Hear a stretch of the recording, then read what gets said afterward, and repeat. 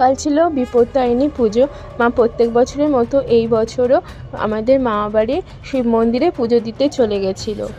এই বিপত্তারিণী পুজো সাধারণত আষাঢ় মাসের শুক্লাপক্ষের দ্বিতীয়া থেকে দশমীর মধ্যে যে কোনো একটি শনি বা মঙ্গলবারে এই পুজো অনুষ্ঠিত হয়। দেবী দুর্গারই আরেকটি রূপ হচ্ছে এই মা বিপত্তারিণী চণ্ডী।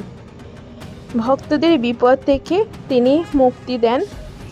এই পুজোতে 13টি গিঁটযুক্ত লাল সুতো বা ডোর হাতে বাঁধা হয়। পুরুষেরা ডান হাতে এবং মহিলারা বাম হাতে এই পবিত্র সুতো ধারণ করে।